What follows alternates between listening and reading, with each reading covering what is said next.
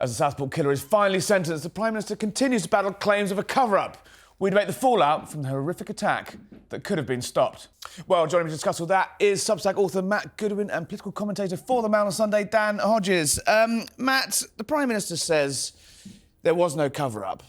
Yet, in July we were told this wasn't treated as a terror-related incident, and in October we found out it was. Was that a cover-up or just perfectly normal legal protections to keep the public safe? I think the vast majority of people in this country smell a cover-up and they smell hypocrisy and double standards, because if you look at how Keir Starmer has responded to previous attacks, whether you think about attacks here in Westminster, whether you think about the Finsbury Park mosque attack, even Labour politicians responding to Joe Cox, you know, some of these cases were considered terrorism within 18 minutes, Harry. This time around, suddenly we've had ambivalence, we've had obfuscation, we've had a refusal to release details to the public. He's been hiding behind this contempt of court nonsense. And again, it all adds up to a two-tier Keir narrative that actually, had this been related to the far right, had this been related to some white guy with far-right literature on his PC, we all would have known about it within 10 minutes. This time around, suddenly it's different. Like it was different with the rape gangs, like he won't give us an inquiry on that. That's why people out there are utterly fed up with this Prime Minister. Dan Hodges, in other terror attacks, Matt's got a point, hasn't it? We always hear the suspect was known to the authorities, often within minutes and hours. Keir Starmer has admitted that he knew, and the minister and ministers knew about these 3 referrals to prevent incredibly early on in the case. Why weren't we told? That is a cover-up, isn't it? No, because if you look at, for example, I think it was the Joe Cox case, and excuse me, Yvette Cooper made this point in the House of Commons this week, the fact that sorry, it wasn't the Joe Cox case, it was the David Amess case. His attacker had also been referred to prevent, but that information wasn't released because it was seen to be prejudicial. So it's not a two-tier. That's very, very consistent, and well, that's what we've seen in other cases. 3 previous attacks on the day, Keir Starmer tweeted that he saw those attacks as being about terrorism. This time around, his whole approach has been completely different. Finsbury Park, when the guy drove the van into the mosque, within 18 minutes that was considered terrorism. This time around, suddenly different rules apply, like different rules apply on the rape gangs, like different rules apply on, by the way, deriding millions of people as far right. Yes. Or calling the guys who protested far right before they'd even gone to trial. Yes, different rules apply because in those cases the attacks themselves were deemed by the police and the prosecuting authorities to be acts of terrorism, and people were prosecuted under the Terrorism Act for those offences. In this case, that isn't the case. But the murder... No, this is an important point. Based on what, though? Hold on. The murders themselves have specifically not been treated as terror offences. What he has been charged with is possession, and again, there is misinformation about this. He was not in possession of an Al-Qaeda training manual. He was in possession of a US military academic analysis of an Al-Qaeda training manual, which was technically an offence, and that is the terror charge that he's been prosecuted with. He produced ricin. Sorry? He produced ricin. Yeah, and he has been charged under the Biological and Chemical Weapons Act for producing ricin. The last person who was prosecuted in this country for having ricin also was not prosecuted for terror. Dan, the Prime Minister said on Monday that this was clearly designed to terrorise. If everything was gone swimmingly in this case, we wouldn't be having a public inquiry. It's the first time I've ever heard Keir Starmer actually criticise the law. When he says the law has got this wrong, obviously this should be classed as terrorism. Do you agree with that? Or is the government come up with something roses? It's an interesting debate. I mean, you know, we can debate about whether it was or wasn't terrorism, but the legal definition is very clear, and the legal definition requires some ideological background to this and some ideological motive, which is precisely why this guy has not been charged. Now, we can have a debate about it. I personally think there is a distinction between crimes such as this and what we all quite clearly know are quite clearly what I would call jihadi terror attacks, such as 7/7, such as London Bridge, such as the Manchester bombing. In these instances, the perpetrators of these immediately jump up. Usually they have produced manifestos, they've done videos in which they quite clearly say, we're jihadis, and this is why we are committing these appalling crimes. This is precisely what has not happened in this case, and that, as I say, is why the guy has not been prosecuted for the murders under terror legislation. There's the issue about how we classify terrorism under prevent, and it seems that prevent is not actually preventing anything. And as William Shawcross has said in his review, the problem here is that much of the counter-terrorism industry, if you like, the people who work on counter-terrorism have lost sight of what is important in this country. They've been focusing far too much on the far right. They've been focusing too little on radical, violent Islamism. The thresholds, and I do agree, I think, implicitly with Dan in that we need to revisit the thresholds as to what is considered terrorism and what isn't. But the fact is also true, Harry, that in the aftermath of the Southport attacks, what Keir Starmer allowed to happen, and Yvette Cooper, hang on, and what they allowed to happen. Was it really the government or was it the police? No, hang on, but what? Because the CPS obviously were advising that everyone be let me reframe. What the system allowed to happen was the vacuum, the lack of information, which then created this opportunity for mass unrest, rioting and protest. Had they put some of this information into the open domain, like they have after other terrorist attacks, I don't think we would have had the mass outbreak of rioting. Can I just pick up on that, because that's interesting? When it was put into the public domain in October, the ricin had been found. You've just done it again on this programme. People immediately jumped up and said, "Aha, this shows he's a jihadi." Now, as we've said, I never said he was a jihadi. I didn't say you said that. You did, however, say, "Aha, he had ricin, so it shows he was a terrorist." What happened was, it's a pretty at that moment, weird thing to have in your basement, isn't it? But the point is, Harry, has he been prosecuted for holding the ricin under terror offences? He's been prosecuted for producing it. He's been prosecuted under very specific legislation, but not charged with terrorism. And the police... No, let me just finish my point, because this is important. When that happened, everybody ran around. They're still doing it. They're still doing it today. Everybody's running around saying, "Oh, he's a jihadi, he's a jihadi, he's a jihadi." Now, that is precisely why he slipped through the net with Prevent. Because Prevent is set up, as you accurately say, it is set up to deal with far-right terrorism. It is primarily set up to deal with jihadi terrorism. But the problem was he didn't fit neatly into any of those distinctions. And that is why he slipped through the net. And that is why these people, everybody running around saying, "Oh, he's a jihadi, he's a jihadi, he's a jihadi," that is one of the reasons he slipped through the Prevent net. So I understand what you're saying, but the point remains that in the aftermath of the murders, had it been shared with the public that this guy was on the radar, he'd been referred several times, he had a long history of violence, it would have shown to people in this country that the state had some idea as to who he was and what he was about. What they did instead, Dan, is they did nothing. They just allowed this vacuum to emerge. What you're saying is, Matt, at a time when people were taking to the streets and trying to burn down mosques, if it had come out, this guy's got ricin, and if it's come out, this guy had an Al-Qaeda terror manual, didn't have an Al-Qaeda terror manual, again, had a slight moot point in that one. No, it's not a moot point. It is a moot point. He had a copy. No, it's not a moot point. It is a moot point, Harry. Have you gone on the dark web and downloaded the Al-Qaeda I'll tell you why it's not a moot point. PDF? I'll tell you precisely why it's not a moot point. Why are people saying he had an Al-Qaeda training manual rather than tell the actual fact, which is that he had an American military academic analysis of manual? Because they don't want, because they want to say, in the document. Because they're saying it because they want to say he had a jihadi. Well, why is it illegal? Why has he been charged? Why has he been charged? Because it is still an illegal document. But as I say, people want to say he was a jihadi terrorist. I don't understand. It is important to people. Dan, I don't understand why you're struggling with the idea that the state, the system, should have shared the information it had about this guy in the immediate aftermath of the attack. Well, we'll deal with that. No, but why? I'm answering your question. That would have diffused the tension. That would have diffused the tension. I'll answer that question. The Prime Minister was presented with one of the most horrific murders in this country's history. The head of the CPS came to him and said, "Do not release this information, because in my professional judgment, there is a chance that could prejudice the trial." That judgment was backed up by the government's own lawyers. Now, Harry's aware of this. Those of us in the media were also aware of this. We also discussed it with our own lawyers. Our own lawyers also independently came up with their judgment. We could not publish information because it was potentially prejudicial. So the Prime Minister and... Hold on, let me finish. There is a debate about that. The Prime Minister... Absolutely, there is a debate. We'll get on to. There are debate. contempt of court is not fit for the modern age. Yvette Cooper has basically alluded to that. She's looking at a review in it. Social media is driven these laws were written in a time when bits of paper were circulated outside courts rather than tweets and a complete news vacuum. Well, Matthew, I'm going to come back to you in a second, but give me to Dan.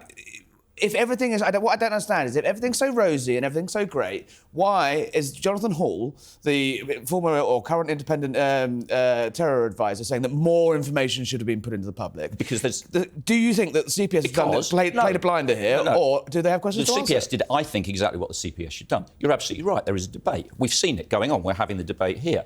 There are some people who say you could have put the information into the public domain, it wouldn't have influenced the trial. I've seen people whose judgments I respect on this who say that.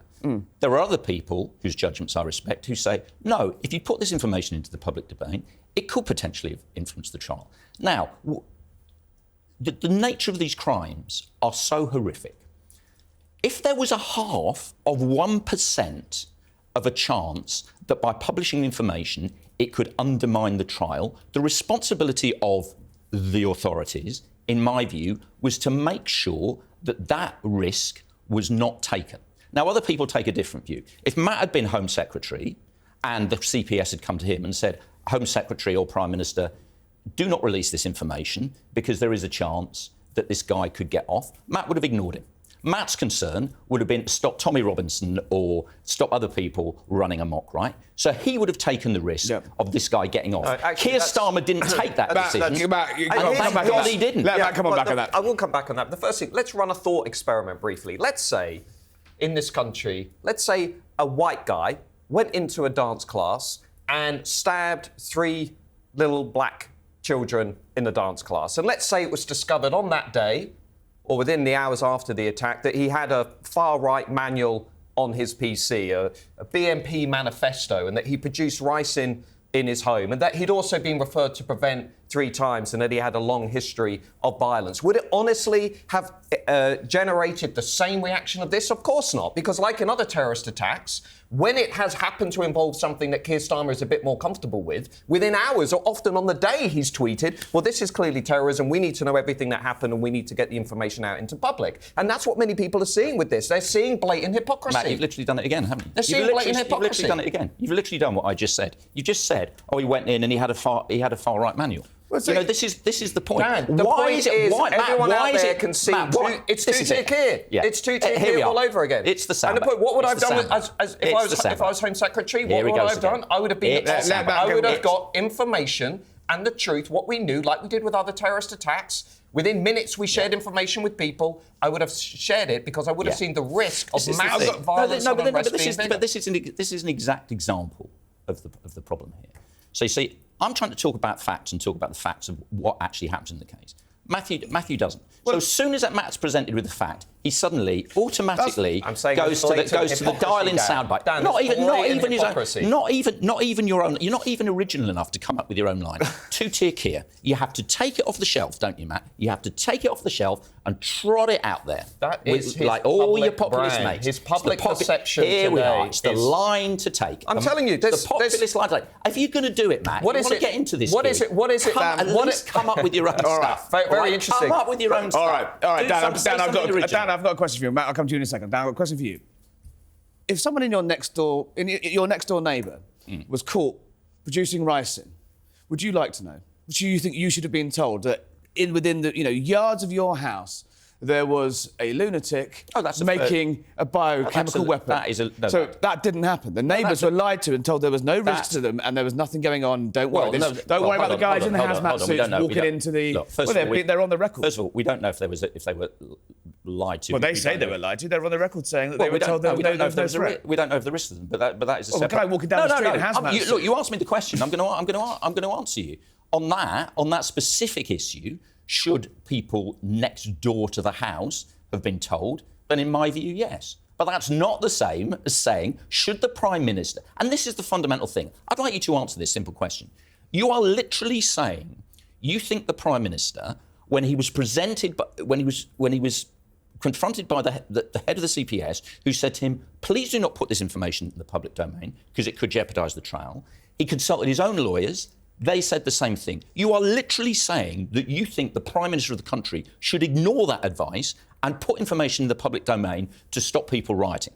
I'm saying that the Prime Minister, Keir Starmer, is one of the most biased, lopsided, hypocritical Prime Ministers this country has ever had. But you're not answering the question again. I've told you what I said. Should he have put the information out? To the people watching, I think what Keir Starmer should have done is responded in the same way that he responded in previous attacks, and he should have shared what information was available about Axel Rudakubana with the country before the country then moved into what we saw was mass unrest. Okay, do you really think that? No. Wait, just one second. Do you really think that had Keir Starmer come out and said all the things we now know about this guy, there would have been fewer or more riots there? That's the question. I honestly think the problem the state has today, and this is an important point, from the rape gangs to the broken borders to the Axel Rudakubana case, the problem the state has now is public trust has completely collapsed, and the state does not look like it is in control of anything. I think people would have responded to Keir Starmer saying, look,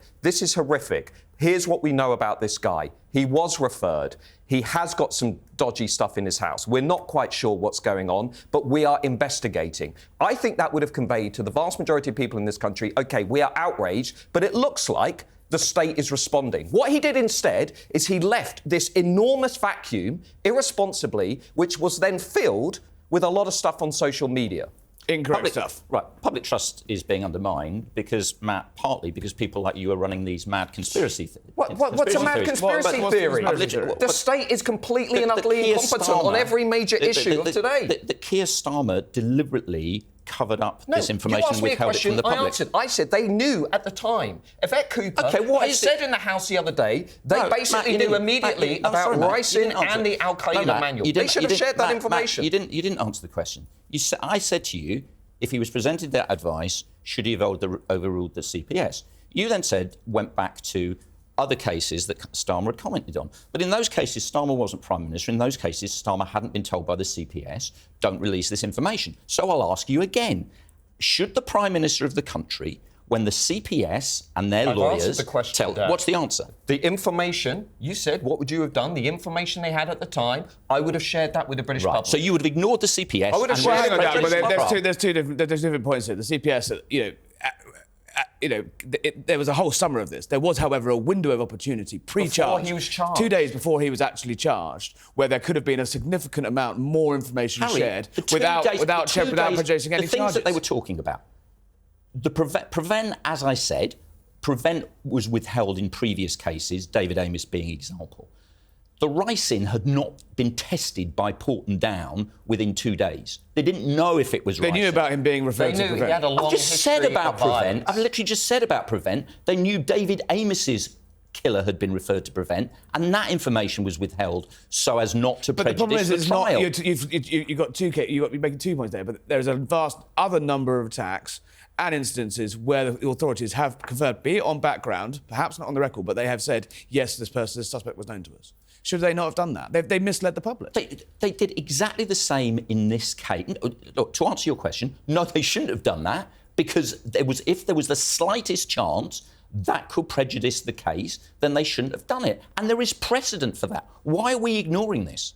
Is it factually correct that David Amess's killer was referred to Prevent, but that information was not made public? I've already gone through past cases so is that right? Where the response has been completely different. The other thing, just kind of briefly, the other thing that I'm furious with the Labour government about, and the Prime Minister, is we're now lapsing into this bizarre national debate about this being to do with knives on Amazon and big tech, when in actual fact, what this case is about, and I said it at the time, Harry, so I want to just make this point.